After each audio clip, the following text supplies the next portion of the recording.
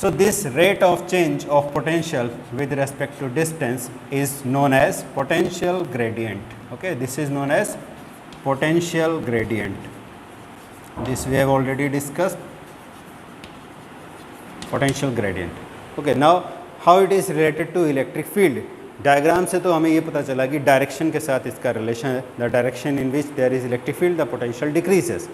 But क्या magnitude में भी कोई रिलेशन है, इनका कोई मैथमेटिकल रिलेशन है क्या, या सिर्फ डायग्राम से ही पता चलेगा? ठीक है, तो वो रिलेशन हम पता कर लेते हैं. What is the relation between electric field and potential gradient? Okay,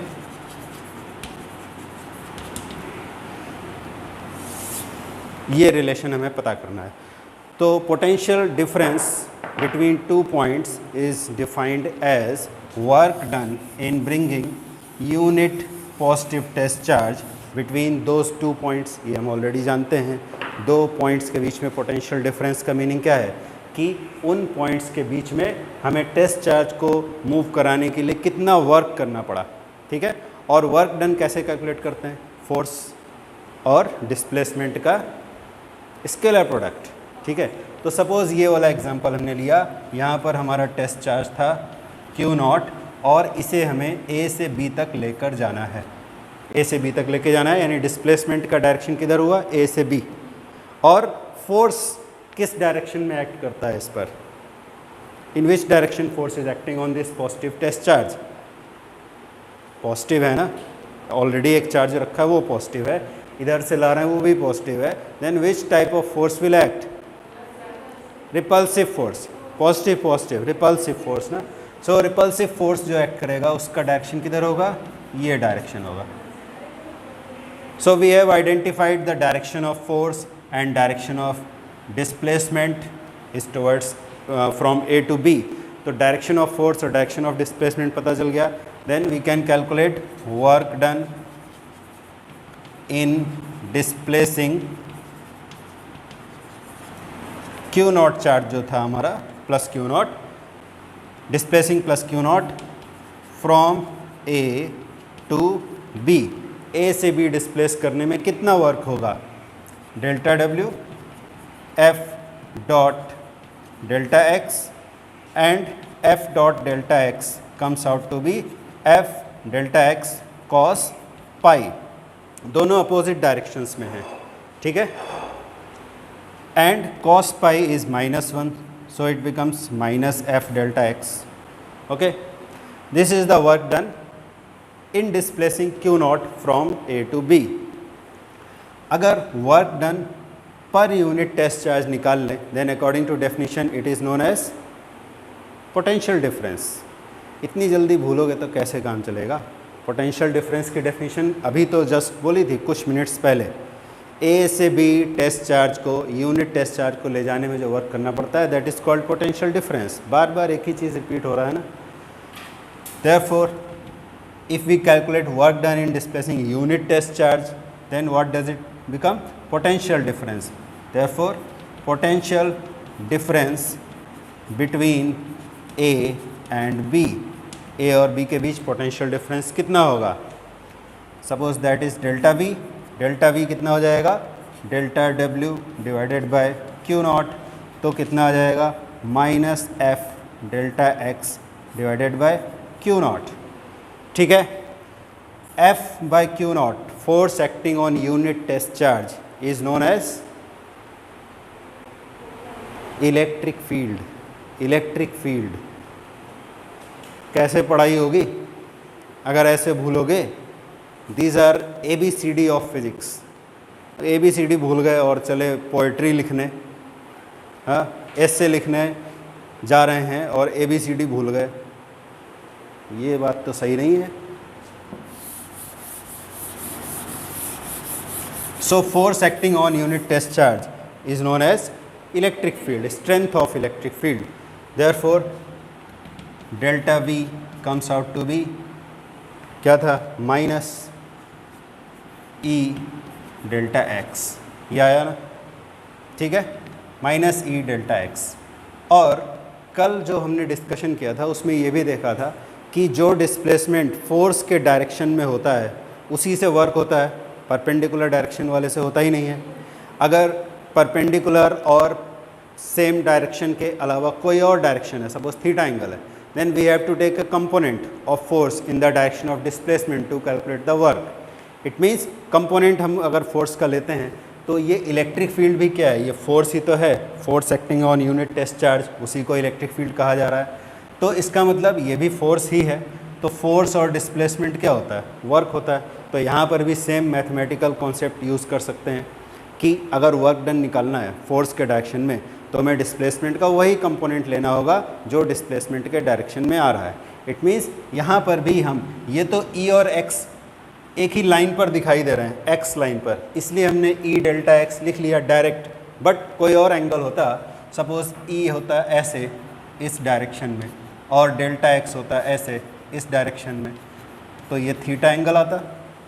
तो हमें क्या करना होता है, इसका कंपोनेंट लेना होता है इस डायरेक्शन में।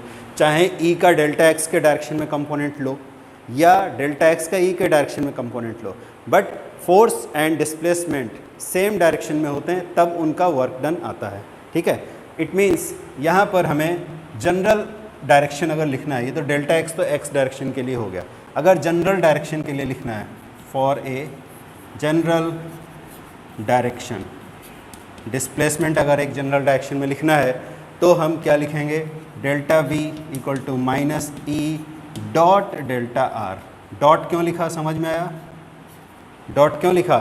बिकॉज डॉट प्रोडक्ट का मतलब क्या होता है, ई delta R cos theta. Delta R cos theta का मतलब क्या होगा, कंपोनेंट ऑफ डेल्टा आर यानी displacement in the direction of electric field.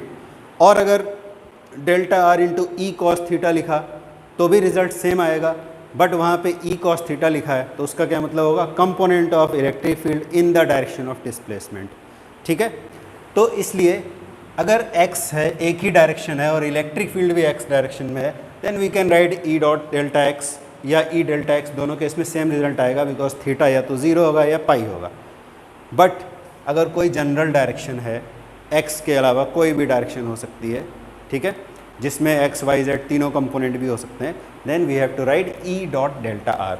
So this is the relation between potential difference and electric field. समझ में आया?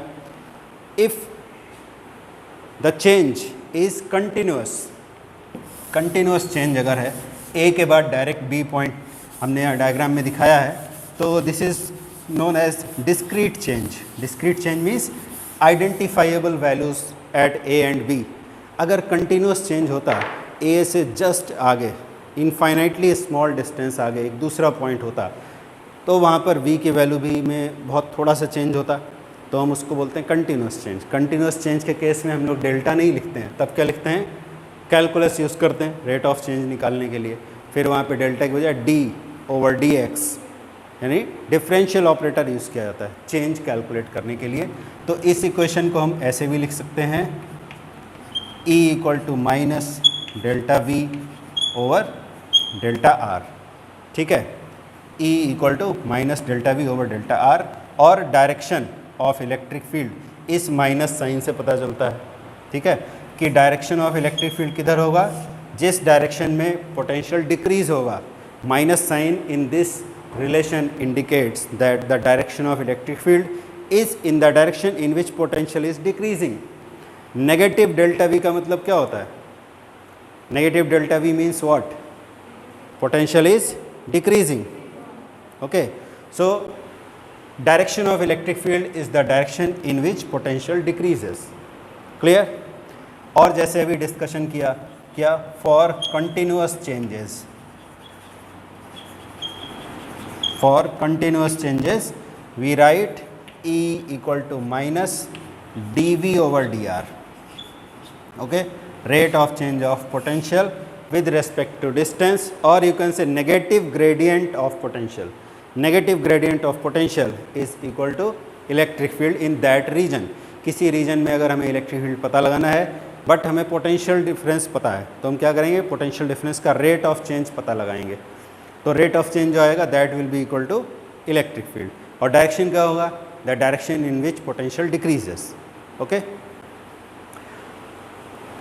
तो अगर पोटेंशियल डिफरेंस पता है तो इलेक्ट्रिक फील्ड पता चल जाएगा इस रिलेशन से, ठीक है। और अगर पोटेंशियल डिफरेंस पता है, अच्छा वही सेम बात रिपीट हो रही, पोटेंशियल डिफरेंस पता है तो इलेक्ट्रिक फील्ड आ जाएगा, और इलेक्ट्रिक फील्ड पता है तो पोटेंशियल डिफरेंस आ जाएगा, ठीक है। इस रिलेशन से समझ में आया कैसे?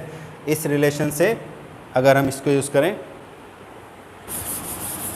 कौन सा हमें यूज़ करना है, डेल्टा वाला यूज़ करना है या डी वाला यूज़ करना है, that depends on the question given.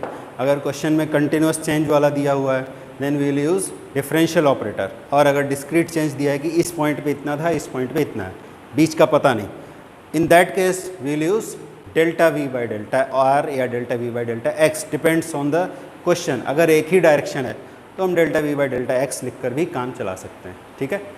तो क्या रिलेशन आया था, E equal to minus D V over D R, और अगर इलेक्ट्रिक फील्ड पता है, पोटेंशियल पता लगाना है, तो क्या करेंगे, D V equal to minus E dot D R, अभी जो लिखा था, ठीक है। पोटेंशियल डिफरेंस इतना आ जाएगा, बट पोटेंशियल कितना होगा एक पर्टिकुलर पॉइंट पे, तो कैसे पता करेंगे, therefore potential at a particular point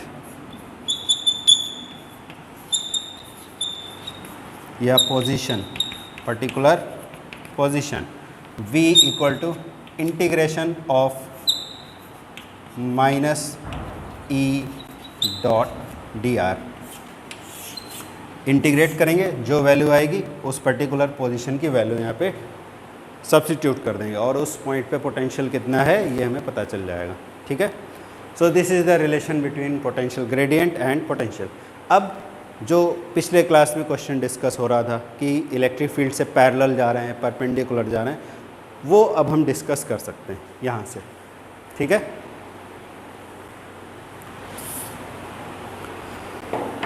suppose this is a uniform electric field, uniform electric field is represented by, बोलो, uniform electric field is represented by parallel equidistant lines.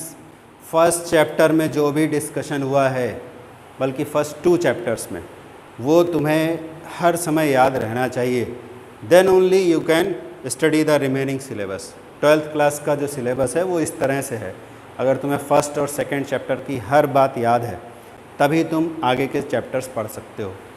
सिर्फ एक चैप्टर ऐसा है, रे ऑप्टिक्स, जिसमें इस सब की ज़रूरत नहीं पड़ेगी रे ऑप्टिक्स में। अदरवाइज़ कोई भी चैप्टर ऐसा नहीं है जो पिछले चैप्टर से रिलेटेड नहीं है। जैसे अभी हम सेकंड चैप्टर पढ़ रहे हैं तो फर्स्ट चैप्टर का कॉन्सेप्ट बार बार यूज़ होता है, ठीक है। और जब थर्ड चैप्टर पढ़ेंगे तो फर्स्ट और सेकंड का यूज़ होगा, फोर्थ पढ़ेंगे तो फर्स्ट सेकंड थर्ड वो सब यूज़ होगा। तो it is like a chain, अगर तुमने पूरा चेन याद नहीं रखा, पकड़ के नहीं रखा, तो कोई फ़ायदा नहीं है, तुमको फिर सब्जेक्ट डिफ़िकल्ट लगने लगेगा। और अगर तुम डे बाय डे प्रैक्टिस करोगे, आज वाला अच्छे से याद होगा तभी कल वाला पढ़ पाओगे, ठीक है। आज वाला मीन्स आज तक का, ऐसा नहीं कि हम थर्ड चैप्टर पढ़ेंगे देन ओनली सेकंड चैप्टर के कॉन्सेप्ट यूज़ होंगे, फर्स्ट और सेकंड दोनों यूज़ होगा। फोर्थ पढ़ेंगे तो फर्स्ट सेकंड थर्ड तीनों का कॉन्सेप्ट हमें चाहिए। तो इसलिए ऐसा मत समझना जैसे छोटे क्लासेस में होता है, चैप्टर 3 तक पढ़ लिया और चैप्टर 4 पढ़ रहे हैं तो 3 से हमें कोई मतलब नहीं है, वैसा अब नहीं होगा, ठीक है। इसलिए हमेशा याद रखो, बार बार रिवाइज़ करो उन चीज़ों को। और हम एक ही चीज़ बार बार बोलते हैं कि तुम्हारे पास फैसिलिटी है, तुम्हारे पास लेक्चर्स ऑलरेडी रिकॉर्डेड हैं, हज़ारों लाखों की संख्या में दूसरे टीचर्स के भी हैं, मेरे भी हैं, तुम्हें जहाँ से पसंद आए वहाँ से पढ़ो, ठीक है। जहाँ से अच्छा लगे तुम वहाँ से पढ़ो, लेकिन पढ़ना ज़रूरी है, ठीक है। नेक्स्ट क्लास तभी समझ में आएगा जब पीछे का तुम्हें सब याद होगा। सो this is an electric field, uniform electric field is given, and if we are displacing a point charge like this from point A to point B and there is suppose another point C, तो किस direction में हमें कितना work करना पड़ेगा या potential difference कितना होगा, बिकॉज वर्क डन पर यूनिट टेस्ट चार्ज इस पोटेंशियल डिफरेंस एक ही बात है, वर्क डन कहें या पोटेंशियल डिफरेंस निकालने को कहें एक ही बात है। तो ए और बी पॉइंट के बीच कितना पोटेंशियल डिफरेंस होगा, suppose this displacement is delta X and this is suppose delta Y, ठीक है। वाई डायरेक्शन में तो डेल्टा वाई बोल दिया, तो कितना वर्क करना पड़ेगा ए से बी तक जाने के लिए। या पोटेंशियल डिफरेंस कितना होगा, ऐसा बोल सकते हैं। पहले तो ये बताओ which point will be at higher potential, A और B. B will be at higher potential, A is at higher potential. अभी अभी बात हुई थी कि इलेक्ट्रिक फील्ड के डायरेक्शन में जाने से पोटेंशियल घटता है, so A will be at higher potential. ठीक है, तो हायर पोटेंशियल का मतलब हुआ कि अगर हमें डेल्टा वी लिखना है then we will write V B minus V A, V B minus V A कितना होगा, इधर तो लिखा था ई डॉट डी आर, इस केस में डी आर क्या है, delta X, D R means displacement, तो इस केस में क्या लिखेंगे ई डॉट डेल्टा एक्स, और डॉट मतलब हुआ इनके बीच का एंगल देख लो, एंगल है सेम डायरेक्शन में, तो क्या आ जाएगा ई डेल्टा एक्स। इतना पोटेंशियल डिफरेंस होगा। ये नेगेटिव नहीं आया, क्यों नहीं आया, बिकॉज हमने V B minus V A लिखा था ना, V B is at higher potential, तो ये मैग्नीट्यूड आ गया। इससे डायरेक्शन पता नहीं चल रहा, डायरेक्शन तब पता चलता है जब हम इनिशियल माइनस फाइनल करते हैं, ठीक है, तब होता है। तो ये आ गया हमारा। और अगर सी पॉइंट के लिए उस डायरेक्शन के लिए हम निकालेंगे तो क्या होगा, ई डॉट डेल्टा वाई, फिर क्या आएगा ई डॉट डेल्टा वाई को क्या लिखेंगे, E delta Y cos pi by two, and cos pi by two is 0। So this is mathematical proof कि ए से सी जाने में कोई वर्क डन नहीं होगा। कोई वर्क डन नहीं होगा मतलब पोटेंशियल डिफरेंस भी नहीं होगा, because work done, potential difference is nothing but work done. तो जब ए से सी जाने में कोई पोटेंशियल डिफरेंस नहीं आया, ये इस कैलकुलेशन से E delta Y cos pi by 2 it becomes 0, so there is no potential difference between A and C. A and C are at same potential, ठीक है। और यहाँ एक इम्पॉर्टेंट बात है, अभी तो हम ऐसे सीधे रास्ते से जा रहे हैं, A से B और A से C स्ट्रेट लाइन पाथ में जा रहे हैं। सपोज़ इधर कोई पॉइंट D था, मान लो यहाँ पे D था, ठीक है, या चलो इधर ले लेते हैं, इसके सामने ले लेते हैं D। तो A से B गए और फिर B से D गए, ऐसे, ठीक है। अब बताओ A से D जाने में कितना वर्क डन होगा, या A और D के बीच पोटेंशियल डिफरेंस कितना होगा, ये क्वेश्चन है। क्या होगा बताओ, ये सब कैलकुलेशन सामने लिखा हुआ है। A से D, A और D के बीच कितना पोटेंशियल डिफरेंस होगा, D is just above B।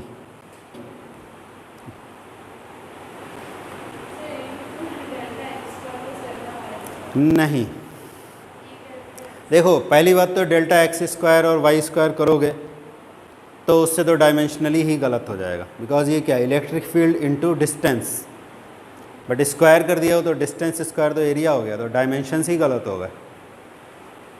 पहली बात तो ये V B minus V A E delta X, yes correct, E delta X ही होगा। क्यों होगा, क्यों होगा, चलो बताओ, तुमने आंसर बताया तो अब उसका लॉजिक भी बताओ। ऐसे ही गेस किया, हाँ, यस, नहीं नहीं नहीं नहीं, वो नहीं, वहाँ पे गलत हो गया। ए डी जो है ना, actual displacement is A D, correct, but we have to take only the component of displacement in the direction of electric field. नहीं समझ आया, एक ही बात तो रिपीट हो रही बार बार। देखो हम ए से डी ले गए टेस्ट चार्ज को, actual displacement is A D, but while calculating work done, 11th class में भी वही पढ़ा था, आज कोई नई चीज़ नहीं पढ़ रहे हैं। वर्क डन जब हम कैलकुलेट करते हैं then we have to take displacement का वो कंपोनेंट जो फोर्स के डायरेक्शन में है, only the component which is in the direction of force that has to be taken. तो इलेक्ट्रिक फील्ड देखो, तुम हमेशा याद रखो, electric field is nothing but force acting on unit charge. F by Q करके ही तो ई निकाला था, तो इलेक्ट्रिक फील्ड फोर्स ही तो है, बट यूनिट चार्ज के लिए निकाला तो हमने उसे इलेक्ट्रिक फील्ड कह दिया। Potential difference is nothing but work done, unit charge के लिए निकाला तो हमने वर्क डन के बजाय उसे पोटेंशियल डिफरेंस कह दिया, है तो वर्क डन ही। तो अगर हम तुमसे कह रहे हैं कि पोटेंशियल डिफरेंस कितना होगा, तो इसका मतलब यहाँ तुम्हें वर्क डन ही निकालना है। वर्क डन निकालना है तो फोर्स और डिस्प्लेसमेंट का डॉट प्रोडक्ट करना है। डॉट प्रोडक्ट का मतलब होता है कि कंपोनेंट ऑफ डिस्प्लेसमेंट लेना है, ठीक है। तो एक्चुअल डिस्प्लेसमेंट तो ए डी है, बट हमें ए डी से मतलब नहीं है, हमें सिर्फ उतने से मतलब है जो ई के डायरेक्शन में आ रहा है। तो ए डी का कंपोनेंट इधर क्या आएगा, वो तो इसी के बराबर होगा, डेल्टा एक्स के ही बराबर होगा, ठीक है। ये कंपोनेंट हमारे किसी काम का नहीं है। समझ में आई बात? यहाँ से भी देख सकते हैं, अगर हम y डायरेक्शन में, चलो दोनों डायरेक्शन में अलग अलग वर्क निकाल लिया, बाद में उसका नेट निकालेंगे। इधर कितना आएगा E डेल्टा x, इधर कितना आएगा E डेल्टा y cos π/2, तो इधर वाला वर्क तो ज़ीरो हो गया, सिर्फ इतना वर्क बचा, इधर वाला वर्क ज़ीरो हो गया। ठीक है, तो उतना ही आएगा जितना A और B के बीच पोटेंशियल डिफरेंस था, उतना ही A और D के बीच होगा। भले ही डिस्प्लेसमेंट अलग दिखाई दे रहा हो, बट हमें उससे मतलब नहीं, हमें तो सिर्फ कंपोनेंट ऑफ डिस्प्लेसमेंट चाहिए जो इलेक्ट्रिक फील्ड के डायरेक्शन में है। ठीक है, अब देखो, अगर हम A से D जाएं लेकिन ऐसे जाएं, A से B फिर B से D, तब क्या होगा? Still the work done will be the same, क्योंकि A से B जाने में तो वर्क होगा लेकिन B से D जाने में कोई वर्क नहीं होगा। मान लो ऐसे जाएं, A से C फिर C से D, तो भी सेम रहेगा।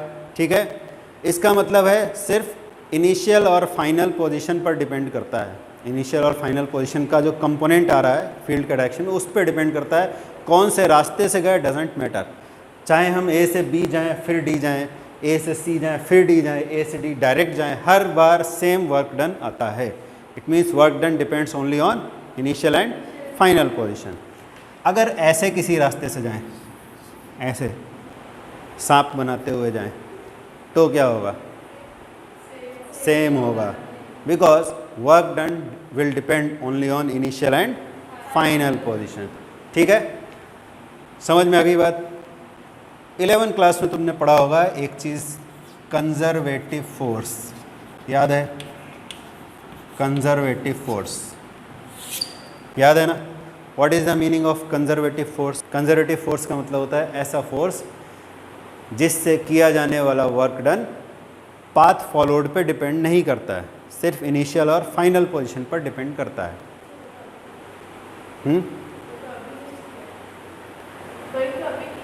वही तो अभी हुआ। इससे क्या प्रूव हुआ? यहाँ जो फोर्स है वो कंजर्वेटिव है, तो ये प्रूफ है इस बात का, electrostatic force is a conservative force. और अगर हम ज़्यादा, इससे प्रूव हुआ क्या? Electrostatic force is a conservative force. और हम ज़्यादा सही स्टेटमेंट, ज़्यादा साइंटिफिकली करेक्ट स्टेटमेंट बोलें तो फोर्स नहीं बोलेंगे, हम बोलेंगे electrostatic field is a conservative field. ठीक है, नॉन कंजर्वेटिव फील्ड भी होता है, वो हम आगे पढ़ेंगे, अभी सस्पेंस रखते हैं, वो कौन सा होगा वो बाद में पढ़ेंगे। इलेक्ट्रोस्टैटिक फील्ड एक कंजर्वेटिव फील्ड होता है, यानी इलेक्ट्रोस्टैटिक फील्ड के अंदर तुम टेस्ट चार्ज को कैसे भी इधर से उधर घुमाओ, the work done will be depending upon initial and final position. ठीक है, it will not depend on the path followed. और वर्क डन की बजाय हम पोटेंशियल डिफरेंस भी बोल सकते हैं। इलेक्ट्रिक फील्ड के अंदर किधर भी टेस्ट चार्ज को घुमाओ, पोटेंशियल डिफरेंस कोई दो पॉइंट्स के बीच में सेम रहेगा, it will not depend on the path followed. ठीक है, जैसे यहाँ पे था A और D के बीच, कैसे भी ले जाओ उतना ही आएगा वर्क डन। तो कंजर्वेटिव फोर्स फील्ड है क्या? Electrostatic field is a conservative force field, correct. और 11th क्लास में ये भी बताया गया था, तुमने पढ़ा कि नहीं पता नहीं, कि कंजर्वेटिव फोर्स फील्ड की जो डेफिनेशन है, मैथमेटिकल डेफिनेशन, वो क्या होती है कि जो कंजर्वेटिव फोर्सेस होते हैं ना, वो negative gradient of associated potential energy होते हैं। समझ में आई बात? For example gravitational force, for example gravitational force क्या है? सपोज mg है, mg है gravitational force, gm1 m2 by r², वो भी होता है, हमने इसे सिंपलर फॉर्म में लिखा है mg, mass into acceleration due to gravity. Mass into acceleration is force, Newton second law. तो अगर एक m मास का बॉडी है, g acceleration due to gravity है, तो कितना फोर्स होगा? mg होगा कि नहीं?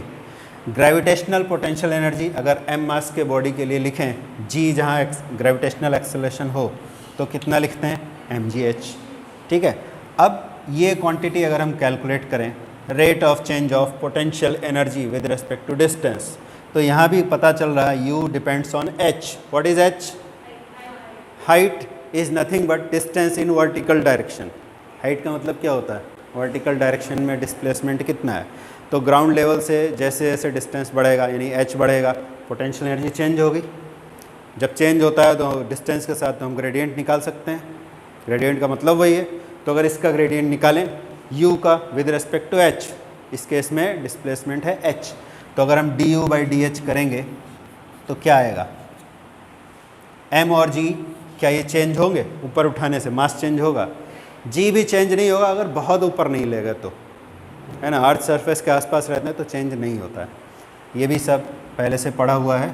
तो mg तो कॉमन आ गया जो चेंज नहीं होता। डिफ्रेंशिएशन तो पढ़ा ही होगा 11th क्लास में, dh/dh मतलब dh डिवाइड होगा। गलत, कौन कौन कौन हाँ बोल रहा है। dh डिवाइड नहीं होते हैं, डिफ्रेंशिएशन होता है। h की पावर 1 है तो पावर 0 हो जाएगी। ठीक है, मैथ्स वाले सर को बताएंगे तो बहुत पिटाई होगी तुम लोगों की। जैसे dy/dx है ना, इसका मतलब क्या होता है, rate of change of y with respect to x।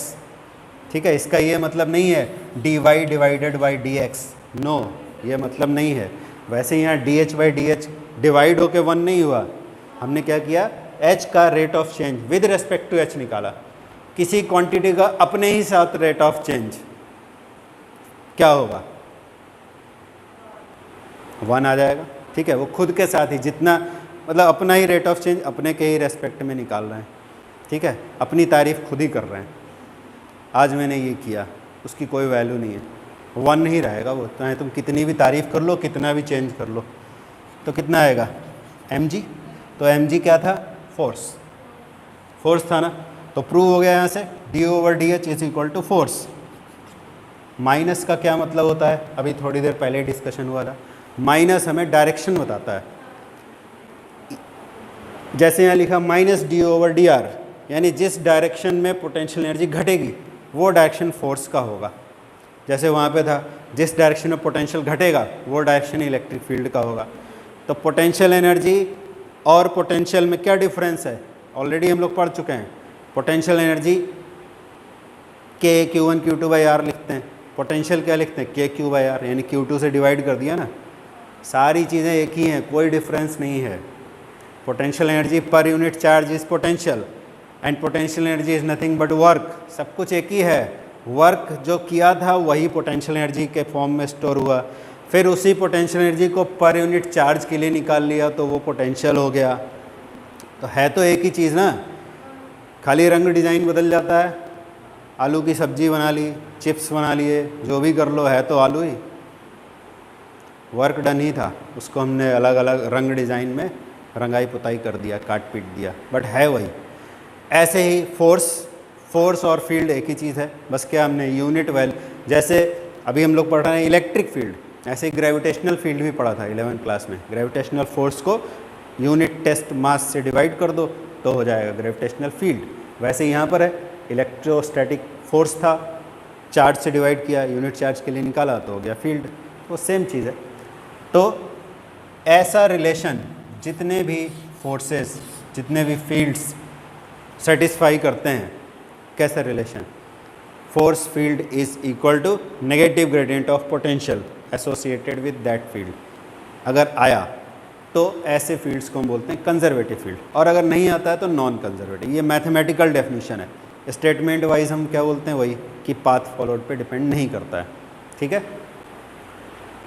अच्छा ये डिस्कशन हम कर क्यों रहे थे, बात करते करते भूल गए। हाँ, ये प्रूव करने के लिए कि इलेक्ट्रोस्टैटिक फील्ड एक कंजर्वेटिव फील्ड है। यहाँ पर ये इक्वेशन सेटिस्फाई होता है, हमने डिराइव करके भी देखा। बस क्या था, यूनिट चार्ज के लिए निकाल लिया, यूनिट चार्ज के लिए निकाल लिया तो यहाँ पर F की बजाय E हो जाता है, और यहाँ पोटेंशियल एनर्जी की बजाय पोटेंशियल हो जाता है, E = -dV/dr। It proves that electrostatic field is a conservative field. ठीक है, तो कंचा अब देखो, मान लो ये हमारा यूनिफॉर्म इलेक्ट्रिक फील्ड था, ये यूनिफॉर्म इलेक्ट्रिक फील्ड था, और हमने एक टेस्ट चार्ज को यहाँ से शुरू किया A पॉइंट से और ऐसे घुमाया। ठीक है, एक टेस्ट चार्ज को हम लेके गए यहाँ से, Q0 टेस्ट चार्ज को ऐसे लेकर के गए, ऐसे कितना वर्क हुआ,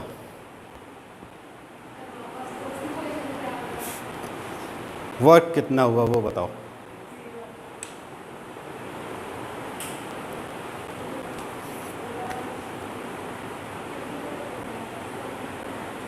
कितना वर्क होगा?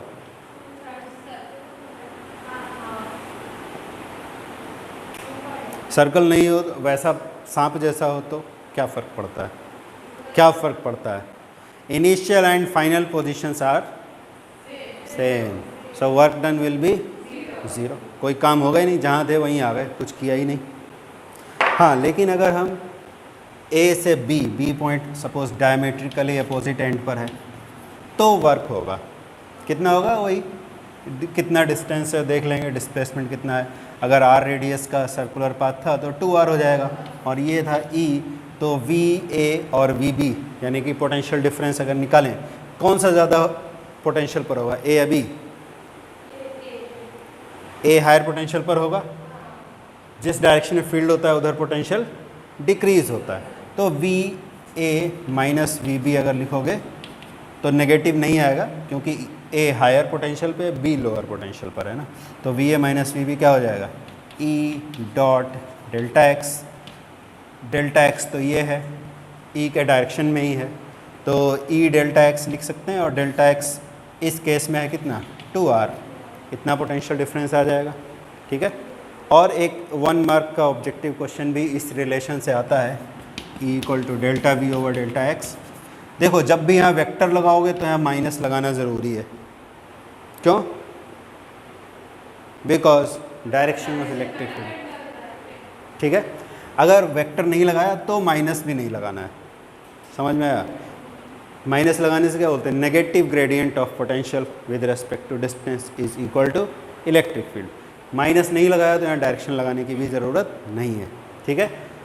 तो क्या क्वेश्चन था? Unit of electric field. एक तो यूनिट ऑफ इलेक्ट्रिक फील्ड यहाँ से आता है, F/Q। क्या यूनिट आएगा? न्यूटन पर मीटर। फोर्स पर यूनिट चार्ज, न्यूटन पर मीटर। और दूसरा एक यूनिट यहाँ से भी आता है। क्या यूनिट आएगा यहाँ से? Delta V by delta x. क्या यूनिट आएगा? नहीं, ये बहुत गलत बात है। ऐसे पढ़ाई करोगे तो मज़ा नहीं आएगा पढ़ाई में। अच्छा, ये ना, हाँ ये गलत लिखा है, यहाँ पे माइनस लगाना पड़ेगा, यहाँ माइनस लगाना पड़ेगा। ठीक है, अब करेक्ट है। लेकिन ये बात तुम लोग याद नहीं रख रहे हो, ये गलत है। हर बात याद रखो, तभी नेक्स्ट वाला समझ में आएगा। और ऐसा मत समझना कि आज पढ़ लिया तो कल इसका काम नहीं होगा। ठीक है। यस, वोल्ट पर मीटर, वोल्ट पर मीटर, करेक्ट। तो आज का क्लास यहीं